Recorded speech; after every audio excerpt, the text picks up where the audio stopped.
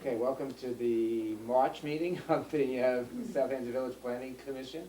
Our topic for tonight is the rezoning proposal for North Sea Road, Windmill Lane, the office business district. Something we talked about last fall. And after we spoke, there was an agreement between the trustees and some of the property owners to do a study, which would form the basis for us to consider some action. So I'd like to start with asking Nelson Pope to talk about what they found. Then the board, open it to the board and the public for comments and questions. Okay.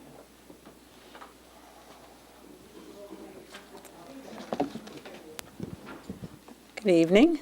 I'm Kathy Eisman. I'm from Nelson Pope and Voorhees, and I'm here with Michael Brousseau. He's also of Nelson Pope and Voorhees.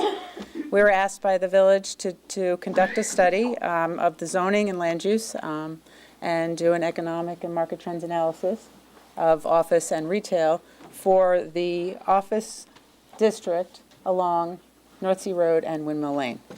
It's a study area that's about 48 acres in size if you consider only the lots. And there are 77 lots.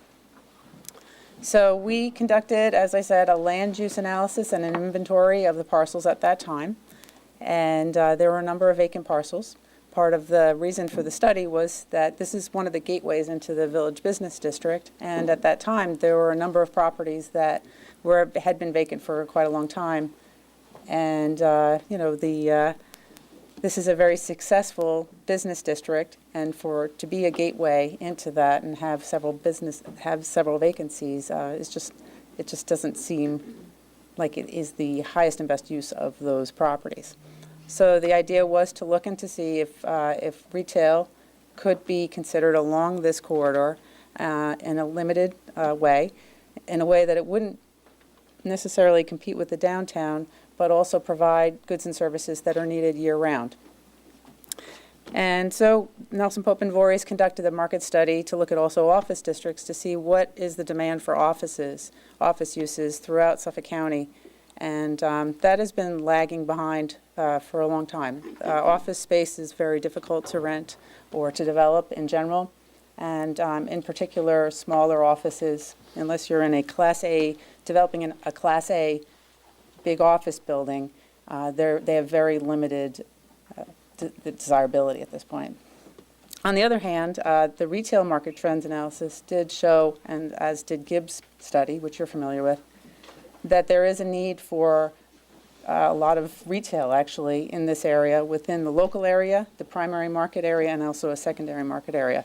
And there is support for many different uses that could be supported. And so that shows that this could be successful. Different retail uses could be successful here. Of course, North Sea Road has a very historic character that we would want to maintain. So we did think about that in our recommendations, but we believe that there is cause to have a limited retail overlay district along North Sea Road. So we have a study area map here, which goes down to Nugent Street off of Windmill Lane, and then all the way up to where 7-Eleven is. 7-Eleven's actually zoned HD. So what we thought made the most sense for a retail overlay district are those properties that front along North Sea Road. And the character in that area is something that we concentrated a lot on in the document. You'll see a lot of photographs at the end of the document. We tried to characterize the different architecture in that area and recommend that any development that occurs that is of a retail nature or in effect as an office use should be considerate of the existing character in the area.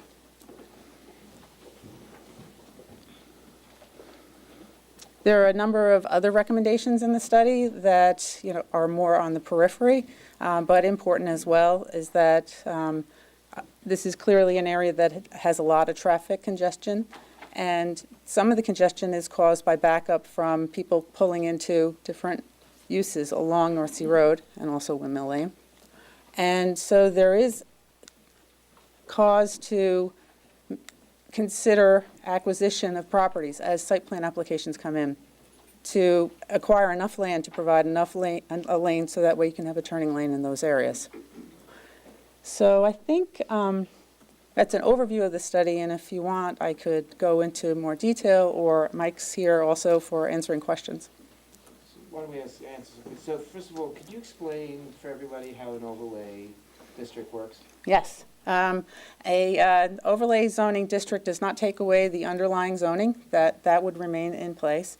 An overlay district would allow additional uses and would have additional restrictions depending on what you chose to build there. So if, for instance, and this does not include the actual zoning, but it actually, there would be design guidelines that are requirements that would be on top of the requirements that the office district has now. Excuse me.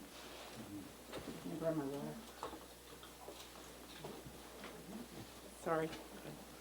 It's not a presidential debate, right? So I can get water? I won't make any of the many comments I can make. Let me ask you a question. One of the things we've been asked is, obviously we understand that the,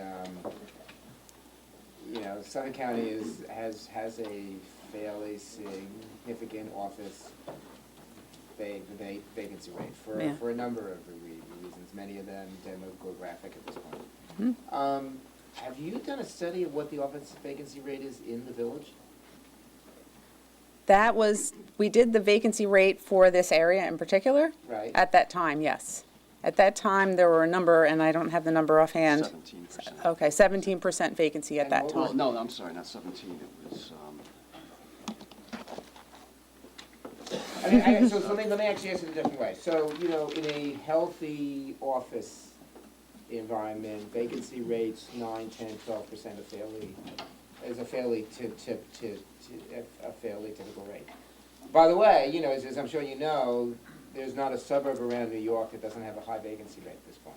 It's universal, whether it's Westchester, Connecticut, Suffolk County, it's across the board. Right, that's true. So the question is there a particularly high vacancy rate either in the village or in this district? So one of the things we're getting asked, just in the last week, I've got a bunch of calls about this, Sure. is, is there a lot of vacant office space? Or is it that the vacant office space is mostly in this corridor? Or is it a general village problem? So for example, is Hampton Road full of vacancies? Is, that Main Street full of vacancies? So that's the question. I didn't know if you had those statistics. Go ahead, Mike. Okay. I'll bring Mike up here. Sure, great. I'm just reading something from the plan. Mike Brusso from Nelson Pope and Voorhees. What we found was the office market in Suffolk County and the rest of Long Island is generally lagging with high vacancy rate ranging to 17% for Long Island and 18.8% in Suffolk County. So obviously the question, and I'm not trying to be difficult, I'm just trying that because I've got so many calls about this. That's really interesting, but I don't think you would suggest then the entire Suffolk County should be rezoned from office to retail. So that's interesting, but it's not necessarily relevant to our decision, which is in Southampton Village, is there an overcapacity of office space? And is that overcapacity 2%, 5%, 20%, which would help us to, in sort of looking at this? Because, so for just another, obviously the things we're hearing is 4 years ago it appears, but that could often what appears is not correct. It appears there was much more office vacancy in the village than there is now. So that's sort of, for us to be able to act, we sort of need to have some analysis, I think, of what the vacancy rate is in the village and whether that means that there's too much space in effect, and therefore that would be one of the reasons that we would look at a change in the zone. Yeah, I want to make a comment, because if I recall the initial meetings that we had, the owners of the office space in that area were lamenting that they were having a very hard time renting, and therefore they cannot really make use of their space, or they don't have the revenue for the upkeep and whatnot. So it would behoove me that we should allow them the possibility to convert those spaces to something else so they can make good use of them. Right, but I think that's something else. may not necessarily be retail. I haven't seen in But it's special the study. exception, it's special exception. It's special exception. Exception, but it could also be multifamily, it could be. It just would be helpful, so residential. again, and again, this Why is part retail? of what we're gonna deal with Why is, retail? I don't think in the Right. last everything is few retail. No, years, here it says retail. at least people perceive that some of those buildings have started to fill up. Right. So, again, we're making an argument here that there needs to be a change in zone. If buildings are filling up, then we need to know, that you may say, well, that's true, but you still have a village-wide vacancy rate of 25%, I'm making it up. And therefore, there's still too much office space here, and that's unlikely to change. And so we need, given that we're getting a lot of feedback, we need, I think, just some more data to, We can, Yeah. we can look for that data, but Right. I just want to add a Right. little something here. In terms of districts in the village that allow offices, Right. you have the OD, right, you have the HRO, right, the VB allows office, right, Highway Business allows office. The HA, which is a hospital, right, allows office, the MD. right, The LI allows contractor offices. right. And then you have 14 residential districts that allow home office.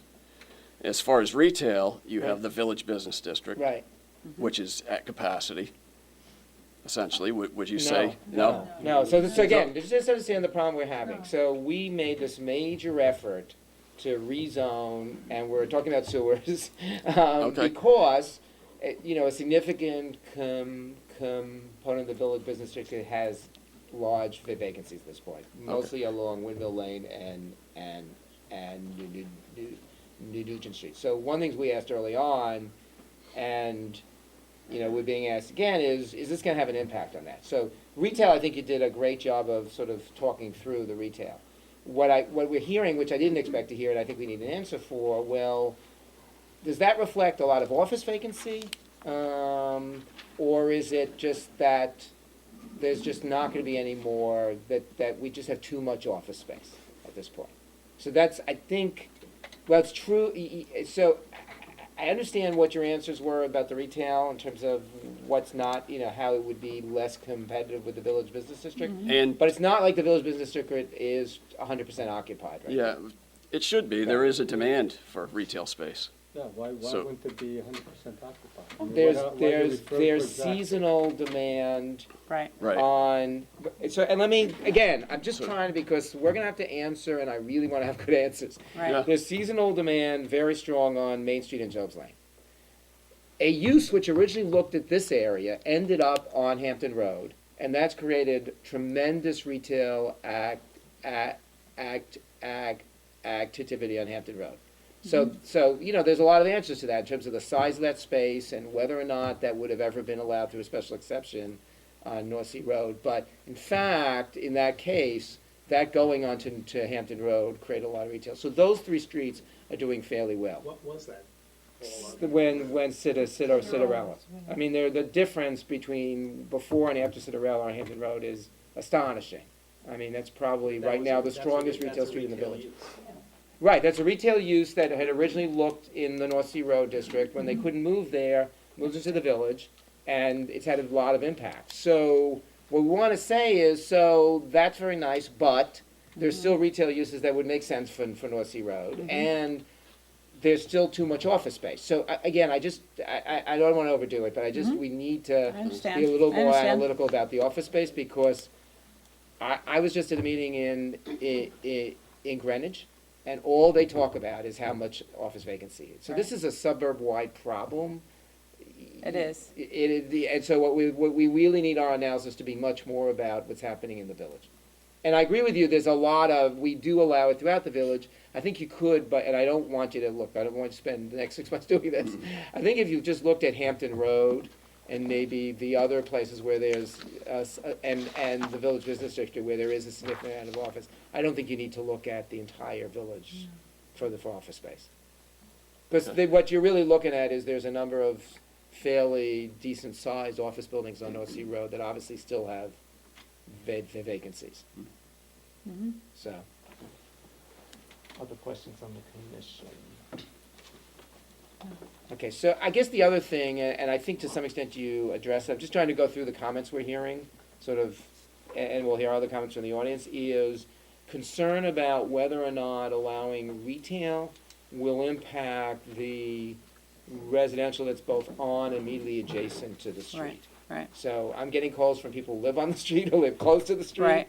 A lot of Yeah. concerns, so I think I don't know if you can go through it tonight, but we want to talk about how we're gonna ensure that the residential districts are not impacted. Right. I I mean, would How have would a- they be impacted? Well, they're obviously worried about traffic, hours, typical retail concerns. And again, I'm just trying to be responsive to people we're hearing.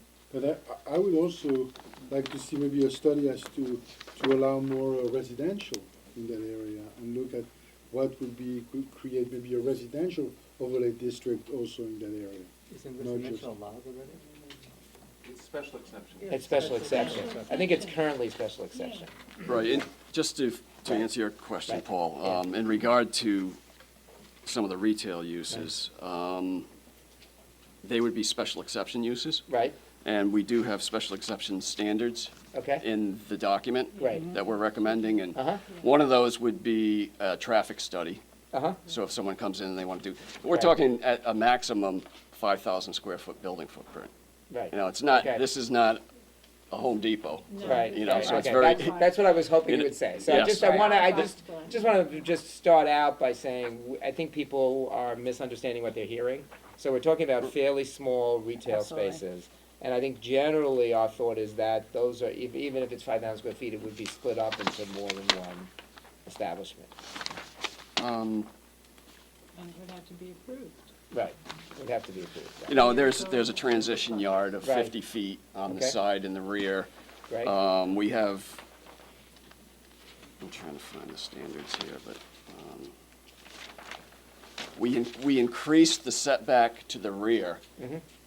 and we decreased the setback in the front to bring So the buildings. setback to the rear is now what? It's, I think we decreased it by, is it by 10 feet? Or, yeah, an additional 10 feet. increased the what would the rear total by, be? from 30 to 35 feet, and Okay. decreased the front yard from 35 to 25 Right. feet. Okay. And this, So you're uh, pushing the buildings closer to the road? Yes, exactly. but without Right. making it like the downtown Right, district where they're right. right on the road. Right, right. So- Well, and that's for new build. Right. Yes, Right, which is mostly Right. what this is about. The Or- other question that I or a had- rebuild. The other question that I had is that how the boundary was actually defined. And, The original? well, the The study boundary of area? the proposed district, of the Okay. overlay district, where you're following property lines instead of, let's say, distance from a curb line or distance. I thought it was like an unusual setup. Well, Yeah, the I mean, overlay that's the district, I office think, district No, boundary. the actual. covers re- we don't recommended necessarily have to overlay. do it that way. I mean, Right. that's up to us, but, the overlay district, as studied here, covers the existing office Right. Yeah, district, basically. One of the Just issues that we window find lane. when you do that, Yeah, when you cut exactly. across a lot, is you end up having split zones, Right. and split Right. zoning always becomes a problem. Someone has half their yard is in the VB and half Right. their Right. yard is in the, One of those people that I have a half and half on my Right, property and right. I've been able to do nothing. Right, so, I need that on the microphone if you're gonna talk from the audience. Okay. okay, Okay. all right, we will do that. Yeah, so, the actual.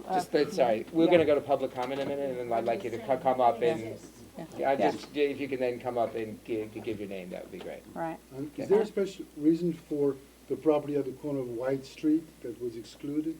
Or, We actually picked the properties that front on North Sea Road, Right. Yeah, so that's on Windmill Lane. Yeah. not on Windmill Lane, yeah, not not your Right. property. Yes, that's my property. We'll get to that in a second. right, it doesn't include your property. Yeah, let's get to Yeah. that in a, let's Right, get, right, let's get to that in a Oh, second. okay. Otherwise Charlie's gonna yell, Okay. you Okay. yell at me. okay. Okay. All right. Other questions from the commission?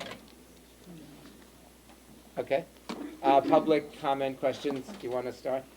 Well, basically, my You have to go up to the property. microphone. Sorry, Ed, can I have my letter, please? and if you could just say your name. And your address for our reference, too, Right. Okay, 16, Go, who am yeah. I addressing? The microphone right there, okay. Okay. Thank you. Hi, I'm Sandy Arcara. I have a property at 168 North Sea Road, and I'm cut in half. And other people have businesses up and down North Sea Road, and I've been sitting and sitting and sitting and sitting there. Okay.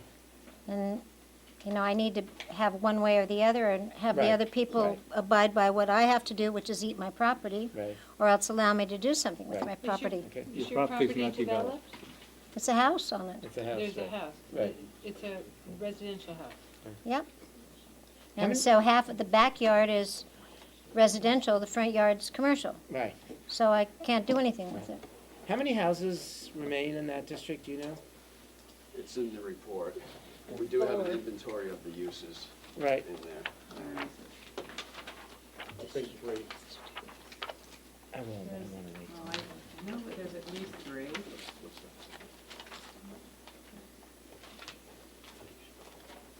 Well, actually, if you consider the northeast corner of Acres, Bowden Square. 5.86 acres. Right, right, that sounds right. We have it by acres, we don't have it by numbers. I think there's three or four houses. Yeah. Yeah. Yeah. Okay. Other public comments? Thank you for the opportunity to be heard. My name is John Bennett, and I'm a principal of OIA Associates, which owns the property at 212 Windmill Lane in Southampton, which for some strange reason, contrary to, and I'm a land use lawyer, contrary to pretty basic principles of zoning, hasn't been included in the area that's where the zone change is proposed. But before I go to the site specifics, let me talk to you about a couple of comments that I had about the need for this. This OD zoning comes from the old 1970 McCruskey-Reuter master plan, which was a master plan that was done at the same time as the town master plan. And Dave Emilita first brought it to my attention, and so did Tom Thorson, when I was lucky enough to serve with Tom. He was the town planner, I was the town lawyer back in the 80s, that a lot of these OD zones ended up both in the town and the village because there was a need to put some zoning into effect. There was thought to be far too much potential high-intensity zoning in these areas, and a lot of it was done as a stopgap measure. So there is quite a bit of OD zoning in the district that didn't follow one of the basic tenets of zoning, which is essentially when you're going into rezone, you should be looking at what's happening in the area. So there's a lot of retail on North Sea Road and the areas leading up to it, just north and south of it. So again, a lot of this OD zoning was stopgap. The fact that it is, and it clearly is, a suburban-wide problem, as brick and mortar struggles.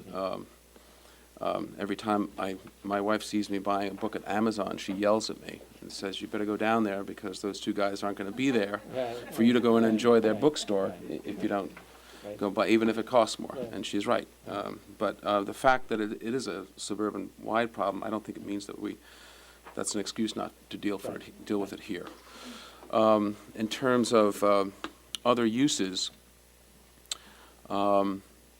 residential use in the OD zone is already allowed by special exception approval, but the Suffolk County Department of Health Services under the public health law essentially sits as this super zoning map over the county of Suffolk. So, for example, in our village, any of the zones that are less than 40,000 square feet, unless you're on the south side of 27A or Montauk Highway, are irrelevant. And that's sort of unfortunate because you have to have 40,000 square feet in that hydrogeologic zone. And that's sort of unfortunate because it sort of has gutted some of the planning techniques that you use to have a balanced community. But the reason I bring that up is that these multifamily uses become very, very difficult to achieve when you put them into that health department sausage. So, for example, if you have a unit that's more than 1,200 square feet, it's 300 gallons a day. I believe, Kathy will correct me if I'm wrong, but I think 1,200 square feet of habitable space is 300 gallons a day. Between 600 and 1,200 it's either 225 or 250 gallons a day, and under 600 square feet is 150 a day. And if you have a parcel that appears on the 1981 tax map, regardless of its size, and regardless of the hydrogeologic zone, it's given 300 gallons a day. Well, it's given 300 gallons a day in the hydrogeologic zone north of Montauk Highway. And when I say Montauk Highway, I mean Hill Street. But other than that, you're supposed to have 1 acre for 300 gallons. So these multifamily uses become essentially, and would become very difficult, if not impossible, to do on North Sea Road or any of the areas of the village. Again, because you have this, in effect, this super zoning. I was surprised not to find my parcel included in the area for the proposed change of zone, because it seems to contradict not only the directives of good planning and zoning, that you try to look at what the surrounding uses are. And I have a bit of the benefit of having been raised in this village and having had the parcel that I own have been in my family since my grandfather's time. He purchased it. It was actually a carve-out of what was the Duryea and Baird piece, which is now the Bridgehampton National Bank piece, which fronts on North Sea Road, but also on Windmill Lane. So that parcel was, until my grandfather purchased the half acre, it was essentially a rectangle. And then what is Could you now, point it out on the map? Yeah, Perhaps great. there's a map right here. That'd be very helpful. 212 Windmill Lane is where? 212 Windmill. Okay, It's like so, you see North Sea and White. there it is, lights come down here. Perfect. This is my parcel, Mm-hmm. Uh-huh, okay? that you just redeveloped, right? Which I just, well, I just probably spent about close to $1 million in Yeah. terms of Oh, I know. redoing the office, redoing these 2 uses in the back, and both the interior and the exterior. And are they So I residential? was rather chagrined, sort of talk about no good deed going unpunished, having spent all that money to find it taken out of this zone. But if you look at the history of the proposed zone, I should say, this parcel this is the Duryea and Baird parcel. You see it fronts somewhat on North Sea and somewhat on Windmill. Mhm. And until my grandfather purchased it out of the Duryea and Baird piece, it was one unitary piece. The parcel across the street from it, I remember as, with a little bit of help, I remember it as a gas station. And then it was for years the Katrinka Deli. Then I think there was somebody that sold, it was a food market, and now it's the English Country Antiques, but has always been retail. So, and again, the fact that it's carved out with a intersection to the south of it would appear to me to be a classic spot zone, but also it would suggest to me that it doesn't take into account what you're trying to look at was the fact that there are retail uses. So I'd respectfully request that the board direct the consultants to put it in Who's the zone. occupying it now? Or is it This is- occupied? this Is it is- residential?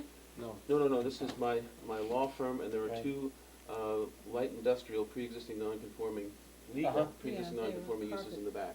Right, okay. So, again, I don't have any, and you see, one of the things that makes this parcel work from an economic point of view is that it's, I sometimes call it my home, but it's Right. my office, so Right. I'm a user Right, of it. right. And also, there are 2 pre-existing non-conforming light industrial uses in the back. I would think it would be smart to include it in the zone, because to the extent that you would someday, and I don't have any current plans to do anything, you know, bless myself and say, I don't have any current plans to do anything but practice law there for at least Right. another 10, 15, 20 years, hopefully. Probably die at my desk, but maybe my children, my grandchildren, and I think we'd want to encourage someone to have some flexibility of use so that they may want to extinguish those Right. pre-existing non-conforming Well, the Bridgehampton Bank uses in the has back. those garages, so that. In the that- back, yes. Yeah, and so that area, if you take it towards the south, it would include your, Yes, and it's a quick jump. I don't think this is, even from a non-selfish point of view, I don't think it's good planning. I guess the thing that I do like about the plan is that keep it special exception. I had even thought of, and again, I don't want to throw anything too controversial in it, but I had even thought of leaving the special exception authority with the trustees, which you can do. I think you want to allow retail here, but you want to make sure that it's controlled appropriately. You don't want to end up with low-end retail there. I mean, I think that this is the gateway, very proud of it, and I think it could use some help there, but I think you want to make sure I think it's important to allow retail there, but I think it's, you know, the owner of Cinderella wanted to go to the Right. old Gilmartin Right. building, and I think Very that would have been a wonderful spot for it. Right. I think it's great. I think it's really revived Hampton Road. It's been fantastic. So you do want to allow that flexibility, but you also want to make sure you have the appropriate Right. controls on it to make sure it doesn't go sideways on you. And anyway, I hope you take the comments as respectfully as they're meant. Thank you. Absolutely. Just before we go to the next person, is it possible for you to, or maybe if you want the next person to talk, so you have some time to prepare, could you point out where the vacancies are on the street right now? Or do you need a few minutes? Where the vacants, Either Vacant vacant lots offices or, are? or Yeah. or where you think there are significant vacancies in that district now? I think that building across Prospect had a lot of vacancies. I think Well, been good building. there's a vacant lot here. Right, There's a vacant lot here along White's Line. right. There's a vacant lot here. That's what, north of the post office Yeah. or south? Yeah. Oh. These are parkland. Right, right.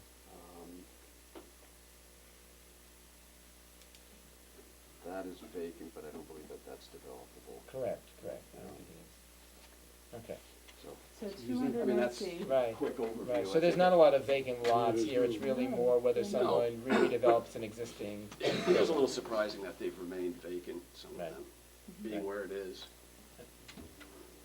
It's always hard to know why. All right, I'm sorry, can we, sorry, just, yeah, take her first, yes. Mr. Bennett? And please, sorry, but just Okay, say your name sure. again.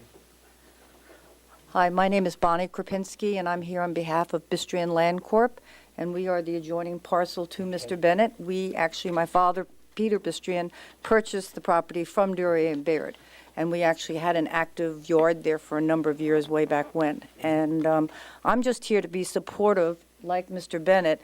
You know, we have a parcel that sort of has sort of mixed uses on it. Right now, we're lucky enough to have Bridgehampton National Bank in the large brick building.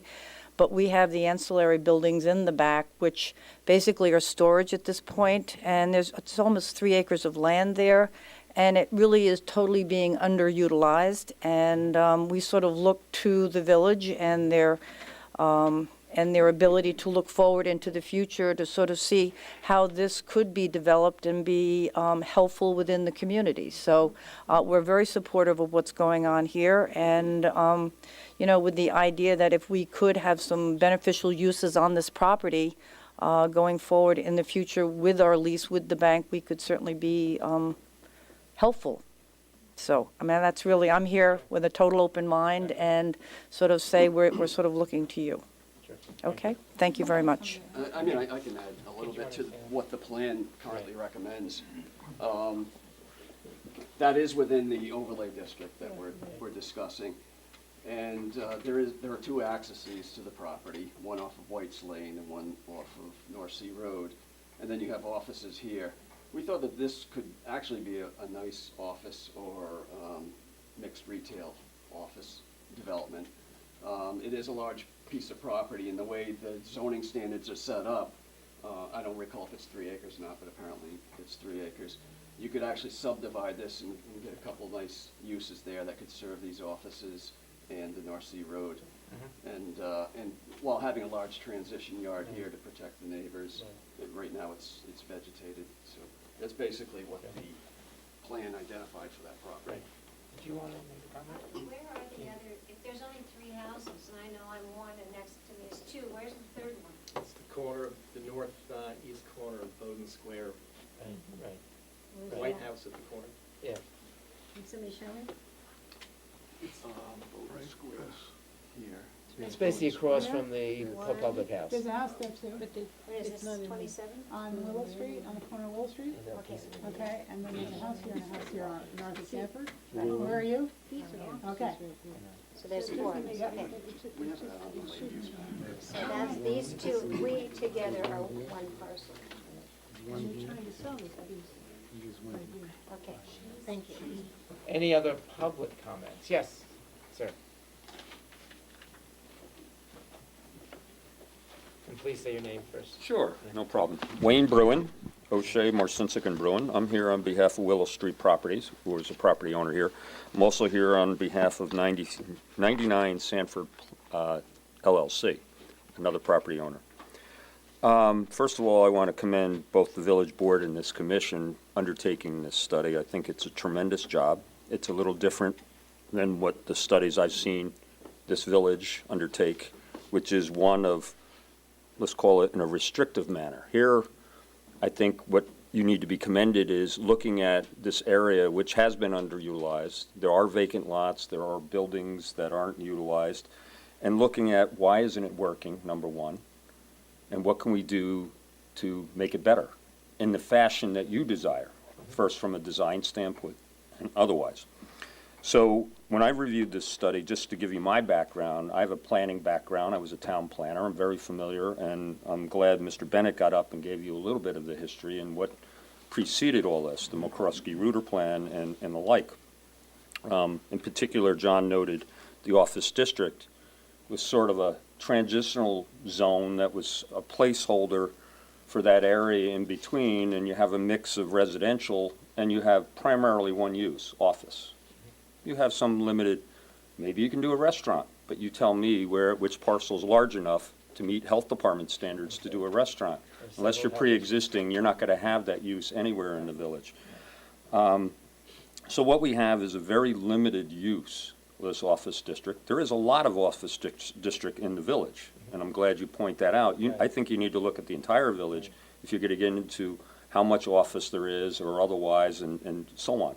But I think the study justifies the approach that you have here, and what you want to do is create some more flexibility so you can achieve the design and the outcome. And I think using the overlay district is a good planning tool. There's enough conditions in there. We can get into the details of what applies or otherwise. But one of my questions initially, and I think Mr. Bennett started with his discussion, I understand, the first question that was raised is, what was the underlying policy or approach in delineating the study area? Why was the boundaries set where they were, number one, and why didn't you go, for example, another parcel this way or that way? And second, though, is what I didn't really see is the justification for the overlay district being different than the boundaries. So, for example, there are areas. Number one, you mentioned Mr. Bennett's property, but even to the south of Mr. Bennett's property, there was area that was studied, but it's not included, and I didn't see a reason why those properties aren't included. So with respect to Willow Street Properties, we're included, flexibility, we're a rather small parcel, we are in office use. Right. Personally, we think this is flexible, and again, like John mentioned, we don't see in our lifetime, I hope to practice law there for a long time, and I don't see that changing. So with respect to our own property, that's not a problem. 99 Sanford Place, however, is, it's in the study area, so Sanford Place is here. Right. It's the parcel here, which is immediately behind Schmidt's Retail Market. It is the former location of the Platt Law Offices. Just this past year, the Platts more or less closed down their law offices and they sold the property to my client. The property's office district. It has capability of being further developed. It's been on the market, it's been advertised for its use, which is office. It remains vacant at this time. So it's one of the vacancies. Creating this flexibility, would enable reuse of the building, but perhaps some other things that might be compatible, which with your restrictions, it's one of your larger parcels, this could be a model of how you could achieve some of the things that you're trying to achieve. One other comment I have is I have another client who happens to have what I would call a service use, which is not permitted anywhere in the village of Southampton. And that is a dog grooming business. Many people have that kind of use and need that kind of use, and it's been something that my client keeps coming to me and saying, where can I do this, where can I do this, and somebody will come along and say, hey, I got a space for you. It's right here on Hampton Road, it's right here in the village, it's right someplace in the village, but you go to the village code, it's not permitted. And that's a use, you mentioned personal service type of Right, uses, right. those kind of service Right. uses. So I'm hoping that maybe you could at least look at that area and those kind of service uses, which you're trying to include, Right.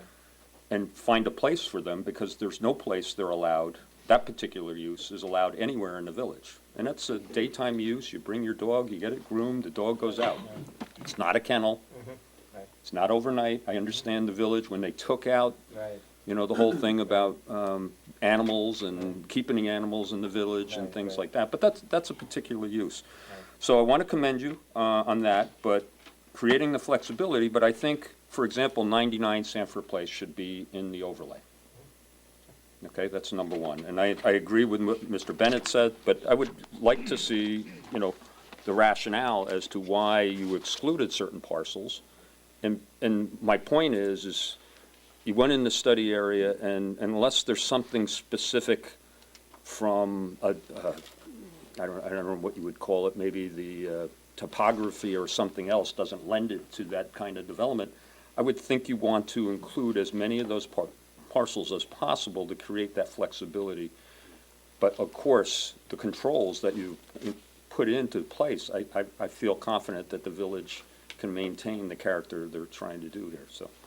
And I'm available if anybody would like to, but I think this is a good approach, and the village should continue to pursue it. Other public comments? Yes, sir. Good evening, I'm Gilbert G. Flanagan. I'm an attorney with an office at 21 South Main Street. Luckily, my comments will be much simpler because John Bennett and Wayne Bruin have covered 99% of them. But I will say that I do represent two property owners in the study area, one of which is 200 North Sea Road, which is the former Gilmartin building. And I can attest to the fact that over the last, I don't know how many years, the ability to rent that building has been almost non-existent. And as Mr. Robinson knows from having served on the planning board, as the council, we had a site plan approval to do a lot more with that property, and the situation and the zoning did not permit it. In fact, I do remember when Citarellas tried to move into that property, and it obviously was not feasible. I also do represent Lynch's Garden Center, which is another use that is within the district. I think it's important that if you consider taking this into account and referring it to the trustees, that it in fact be a special exception, because I think we all want to control how that area is developed. It's certainly one of the gateways to the village, and it's, quite frankly, with all due respect to the property owners, it's pretty much of a hodgepodge. So this would be a way, I think, to make it a better entrance with coordinated access, which I believe the study has talked about. And with the proper controls, I think it would be a real asset. So both of my clients feel that it warrants further study and that it should move to the next step. Thank you.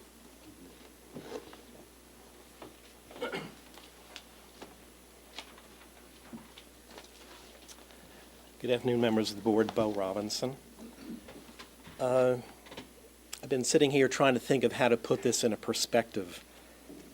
So let me go back to the original zoning map, which, as far as the zoning map went, and it didn't go all the way to County Road 39, all of North Sea Road was commercial, which was retail. So this proposal doesn't actually reinstate those uses because of the special exception criteria. In 1974, I just gotten out of law school, just come back to practice. There was concerns in the village that we would be overrun by any number of other phenomenon, shopping centers, businesses, et cetera, and there was a conservative approach to this, and the village created an office district up on North Sea Road. Well, what did that do? It gave a pre-existing non-conforming status to the retail uses, which the Baird property that John Bennett mentioned. There was another, two other sand mining companies on that road that have now gone out of business. But it stranded all the other properties into office district. The Gibbs study said, which was sponsored, by the way, by a conservative entity, the Southampton Association, said that the village could handle another 160,000 square feet, I think, of retail space. It didn't say the village could handle 160,000 square feet of office space. When you talked earlier, Paul, about vacancies, I don't know what vacancies you were talking about, because there was the former doctor's office, which stood vacant for 4 or 5 years. That's now a bank, Right. and I don't consider a bank an office.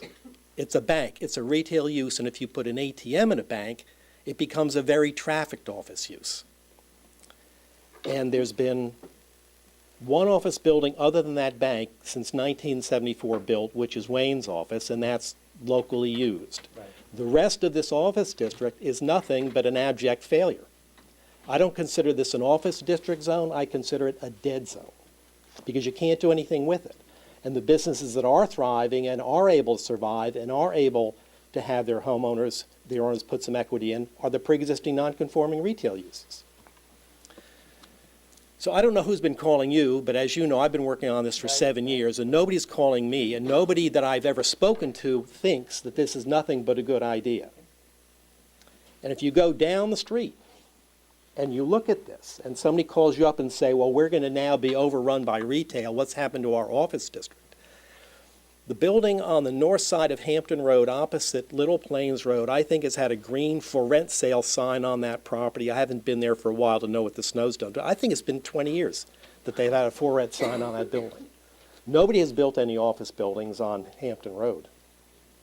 With the internet and the downsizing of The last offices buildings on Hampton Road that were built were the ones on the north side, in the village, in the village, right? across from Right. La Parmesan, right. Right. But the rest of the street is office district. Right, right. And there's Office no district offices there. extends quite a bit Yes, all the east way, from there. all the way Yeah. to David White's Lane.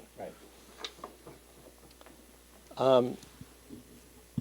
So the issue here is not that we're saying, so if somebody's calling you up and saying, well, we're going to be overrun by offices, I don't really understand that, because if you go down the road and you look at these properties, first of all, we're dealing with a very limited number of properties. And if you want to go down from the Gulf Station to Southampton Tire, which is retail, to McDonald's, to a bank, to a museum, to then the Clanman property, which again is underutilized and stranded. Then you go to National Grid between the railroad tracks and Prospect Street, Lynch's, my property, the post office, which is probably one of the most intense retail uses anywhere. Or was, but you go there now, you still can't get a parking space. It's one of those poorly designed parking Right. areas you've I ever agree with seen. that. Then now the They found a way to bank, make people busy. then now the bank, the Bistrian property. So where are, tell me where the properties are here that are gonna be inundated with retail, right? Then let's go down the other side, you've got 7-Eleven, right? Park space, the doctor's office, more park space. Those two are out permanently as well as the museum. Right. Couple of mixed uses, Wayne's office, couple of houses, a large house put in there recently that probably very difficult to convert that into retail use. Sandy's house, then Schmidt, the barn and the White House, and Public House. Right. On the other side, you have those. So this is not going to be an inundation of offices. This has a very limited area and density of change of use. We've studied this, I've discussed this for the time before Nelson Pope got involved, to think that this overlay district was the best way to do it. I still believe it is. It's very functional. It can control this. Nobody wants to dramatically change what's there, but we're trying to free up the utility and equity of these properties from what they are now, which are stranded. And it's also, in one sense, disproportionately unfair to other owners like myself that have undeveloped property to say, well, you can't have anything but an office, but yet all the other properties are flourishing because why? Because they were pre-existing non-conforming retail. To direct some commentary to Wayne's question, this office district actually at one point in '64 had come all the way to North Sea Road and gone to the east side of North Sea Road. And it was actually constricted to now where it is. And to go to Mark's You comment mean you went to North Main Street? to North Main Street, I said, yeah, North Main, it went to the east side of North Main Right, Street. right, which is why you have those funny office buildings there. Yeah, and came all the way down, and in my initial proposal, I had suggested that the study include the properties that are the tail end over here on North Main Street, across from the Herrick, old Herrick House. That's not been, those have not been included. But to go to Mark's questions earlier, why does this not just have 3 feet or 300 feet from the road, is because I think Mike would agree with me that following the property lines is the most essential way to develop these zones. To just blanketly say 300 feet strands a lot of properties like Sandy, creates a mess because the zoning board has to get involved with transition yards, and there's a fight over this, the neighbors all get upset. The following the property lines is simply the easiest way to deal with this, and the most logical. And I think, though, that, yeah, that follows down that way, because that's just the way that zone is. It can't follow these all the way through. But in any event, I have no problem in extending some of these. I do concur, and I've spoken with Nelson Pope about this, and we have, I guess, agreed to respectfully disagree, that the Bennett property should be included. There's no reason why it should be excluded, and I've been given no good reason why it should be excluded. The other side and then down through toward Lola Prentice Park, I wouldn't say taking this any farther than the north side of Lola Prentice Park makes any sense, but there's that building on the corner, across from John's on the southeast corner of White Street and Windmill Lane. I don't know, how long has that been vacant? 10 years? I mean, is anybody impacted if that became a dog spa? So, harking back to what Wayne said, the purpose here is to have some flexibility, which allows us to deal with this in the special exception zone while retaining control over it. It's not ever going to be a dramatic change in this. There'll probably be a trickle of properties as they're rotated or pass along that somebody's going to come back and say we want to, start all over again. And this gives them the perfect opportunity to do so. It's not a wide range. It's not a great deal of properties. The post office is probably never going to change in anybody's lifetime. The same thing with the bank property now. Bistrian would be a welcome opportunity to have that developed in something that somebody can need. But the purpose is the village does need retail. It doesn't need street retail like the main shopping district, and you were very concerned about that, and I agree with that, but that is being preserved. But the rest of this makes just logical sense. I would encourage you to move forward with this. I don't know what the recommendation from Nelson Pope might now be to include something else that's not here. I question why the light industry zone was not included, because those can't get much denser. You can't get much more dense than McDonald's, can you? I mean, have you been there at noon on a day in August? Traffic is on North Sea Road. So it's HB, yeah. But anyway, it's light industry. Yeah, I think our preference is to, so let me just make some comments. I think we're gonna try to make this as limited as we can. Yeah, Just please. That's our approach. So I think, obviously people will make arguments, and some of them will be valid arguments about particular parcels that should be included, but I think we're gonna err on the conservative side, because this is a change and we wanna be careful about it. Which is not to say we may not agree to everything that's being talked about tonight. I just want to be clear, we're going to try to be very careful here. So, we certainly hear your points. Well, I appreciate your carefulness, but Right. again, I say you have to, I think, be relative about Right, that. right. We're not really talking about a dramatic change here. Right. Given the number of parcels that are already Right. pre-existing non-conforming Right. retail, Right. and those that might be included, it's a rather limited scope. And again, Right. since you've had, just in the last 10 years, 2 of those major parcels go into parks. Right. 3, because of the museum. Right. And that took another parcel out with the bank. So north of Hillcrest Right. is virtually unchangeable. Okay, yes. I think that one of the points that where the study could maybe address would be maybe to look at what the streetscape requirements would be. Right. They're in the What kind- report. They're in the report, Mark. You got to read the report. There's all sorts of architectural guidelines. There are zoning guidelines. Right, There are but other Let's criteria. talk among ourselves. in a I'm minute, talking yeah. more about the requirement for sidewalks, streetlights, and how would They that. are in there. But let's talk about it in a few minutes. Yeah, all right. Other Thank you very much for your Thanks. time. The other question was whether the special exception is the right way to go, Right. or whether it should just be That's all right. I think the special exception is the best way. That's the the best special way. exception is, it's not very clear, the standards are not. Well, I want to talk about that in a minute, yeah. Right. Other public comment? Thank you. Thank you. Yes, sir.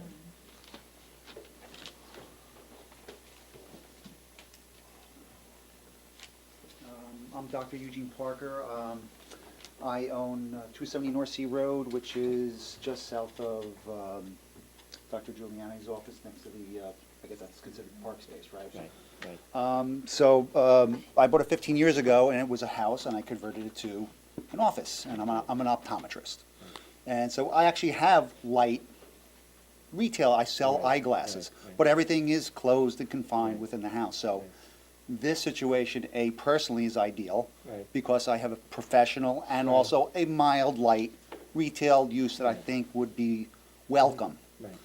I would say about 4 or 5 years ago, I thought being a dual type of business, I looked to purchase property either on Main Street or on Hampton Road.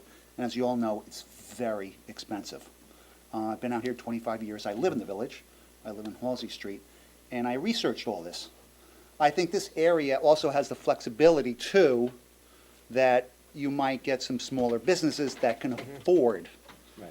to open their business, have a very light, usable retail use for the community, and, you know, hopefully won't be low end or whatever, but I think you'll open up these areas for people to purchase, rent, whatever, that might be a little bit lower than Main Street and Hampton Road. As you know, the square footage to rent on Main Street and Hampton Road are extremely high. For me to go move my business down there might not be practical. So I think you're gonna get a little flexibility in this area where you can get some smaller, Right. useful business such as the dog room that I think somebody said. So that's just my personal experience. I just wanted to add that in, I to guess keep it there's in your only gonna mind. be one of those, but that's What's neither that? here Well, nor there. anyway, but there's so many other Right, small right. clothing or Yes. whatever, something light, Right, small. right. In the bank, I Right. think half the bank is there just thing a Well, corner, aren't banks they? are defined in our zoning code as offices. Right, right. Well, It's yeah. Which, by the way, is typical. But It's in not the- unusual. in that- For whatever reason. We're talking about where the cardiologist Nobody building knows is. why, Isn't but isn't a they are. majority of that building empty now? The bank took the whole building? Thank you. No, it's not the whole building. I didn't think so. I think they only took the corner. I think 2/3 of the building is. But anyway, I just wanted to add that in as Right, part of the thank you. thinking. Okay. Other comment? Yes.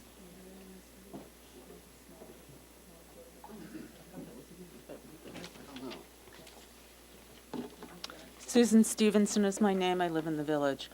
I was just confused about the actual information that you gathered in terms of the Main Street, Jobs Lane, and Hampton Road in terms of vacancies.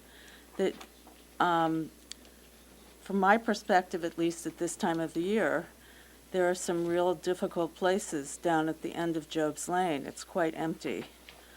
And that I think, I don't know, I have no objection to the change in the overlay district, but I think it would be important to make sure that the actual downtown, as we call it, does not become a ghost town. I come from Cincinnati, Ohio. When I was a teenager, we all went downtown every Saturday to shop. And it became a ghost town, the downtown. It's still, some of the major, like Federated department stores are empty. And it becomes a kind of, it just hollows out the town. I don't think we have that problem, but I just was curious why you did not provide information about the vacancies in our actual retail area as it is today. I just think it would be helpful in terms of all the information that you gathered, and I would be interested. Thank you. Sure. Um, And then I can do the microphone. Do I need to go to the microphone? Can you hear Yes, me? yes. Yeah, okay.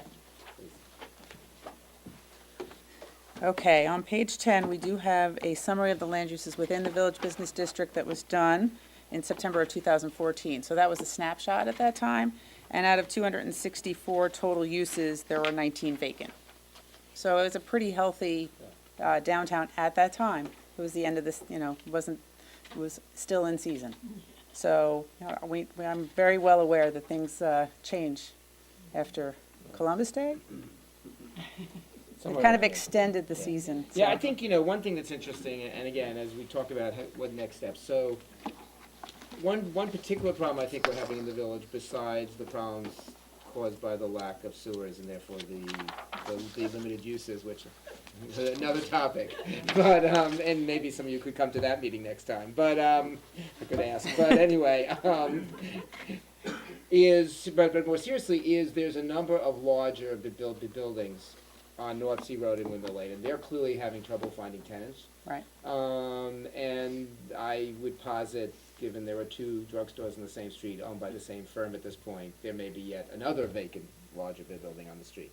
So I think one of the things we're gonna wanna look at, and very, very, very, very carefully as we look at the overlay district, is making sure that larger uses sort of need to go into the village business district, because I think one thing we learned from, that's what Mr. Gibbs' basic precept was, the way to reinforce the village business district. It was very interesting. He didn't say don't let retail happen anywhere else. He said make sure that the anchors go into the village business district. And that's what happened with Citarella, and the impact was immediate. And it's continued. I mean, that's a very busy street now. So I think one of the things we're going to want to look at is how we make sure that if another use of that size and consequence came to the village, that the zoning wouldn't affect, really make them go into the village business district. So those buildings start to get filled. Because I think for us, having all those buildings vacant on Nugent Street is a real issue. And again, I can't speak to, landlords ask too much rent and all the things that, but magically when business districts are healthy, the rent doesn't seem to matter as much. So I think that's one of the things that we're gonna wanna look at. So I think there are other public comments that I wanna talk among us about what we might do next. Sir, and please state your name. Hi, my name's Brian Kelly. I'm the owner of 214 North Sea Road. Okay. And I just wanted to show my support for this overlay district. I think it would be great for the community, great for the village, and just here to show my support. Could you tell us what's now in 214? It is, it's an office. It's actually my office. It's East End Tick and Mosquito Control. Right, okay, I bought it about close to 10 years ago. great. Good. Thank you. Somebody else? Yes.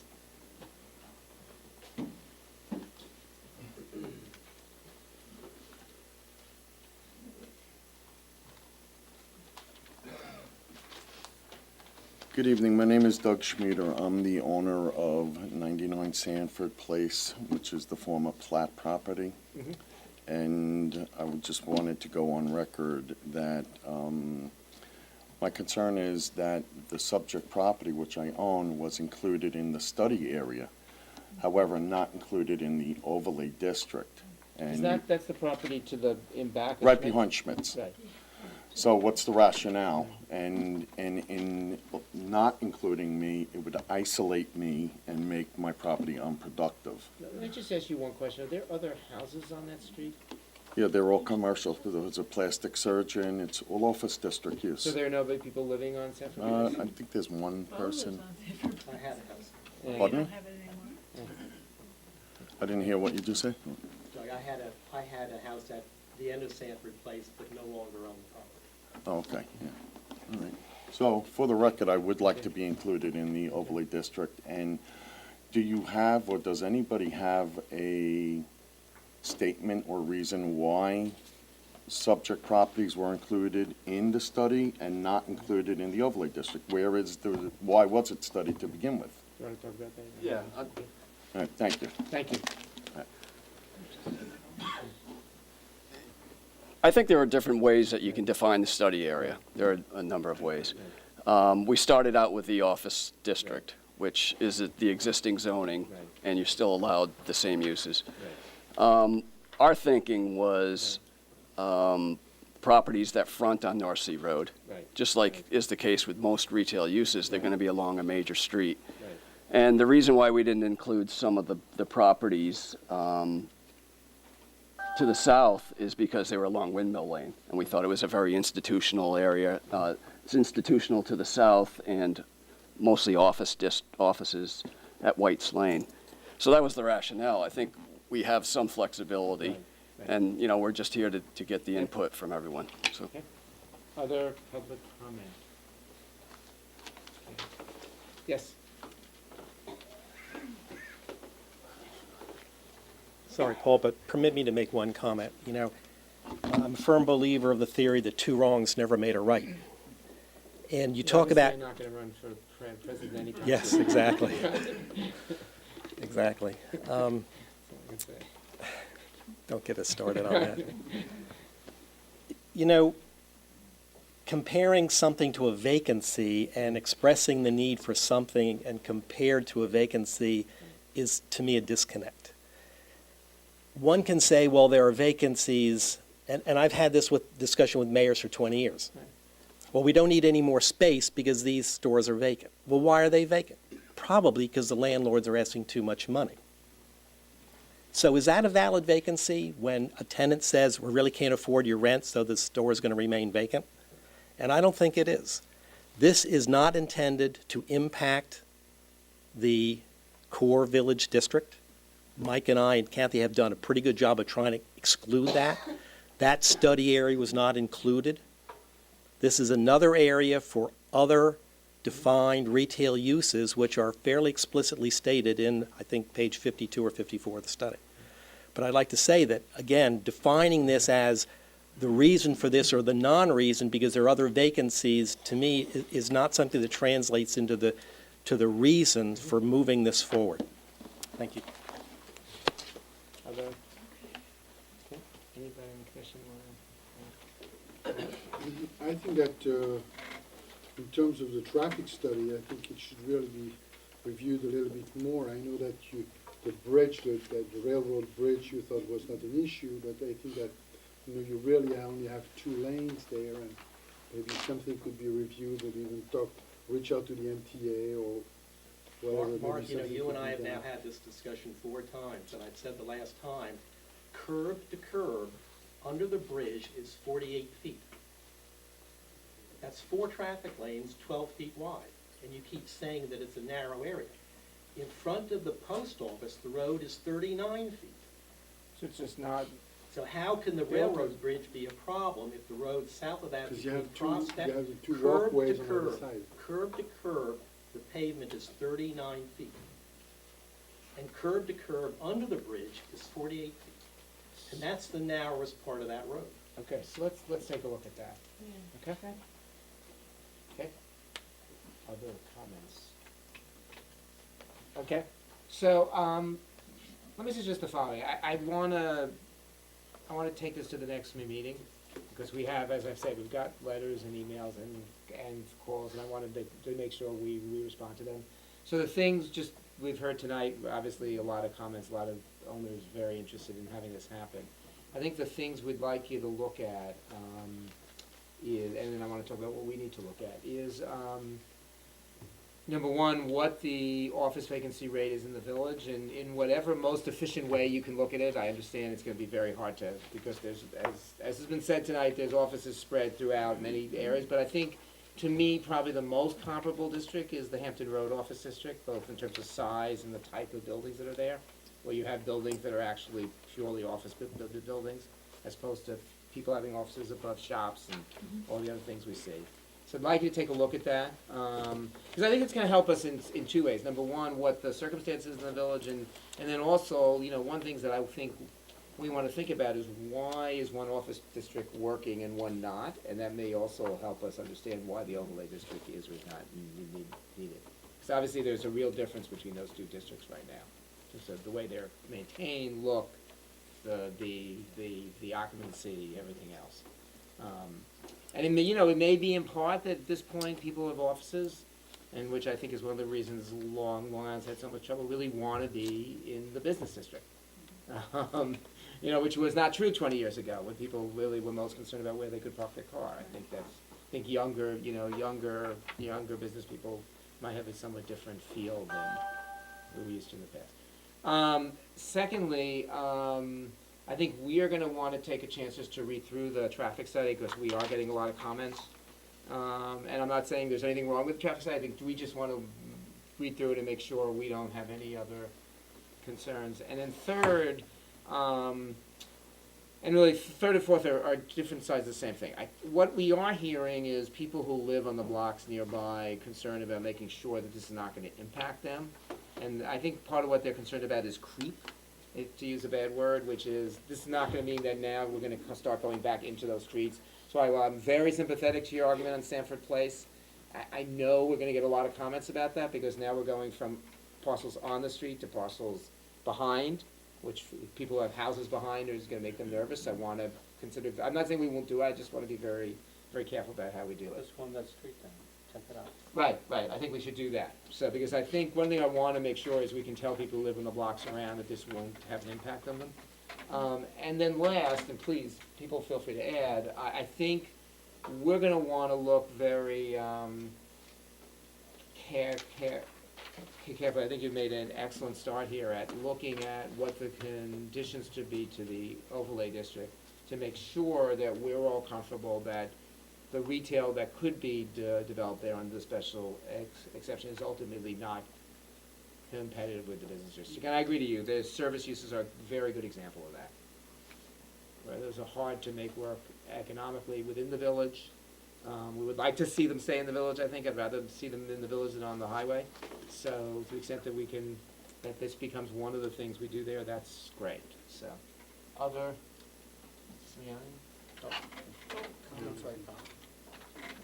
okay. All right, thank you all very much. Thank you, appreciate your time.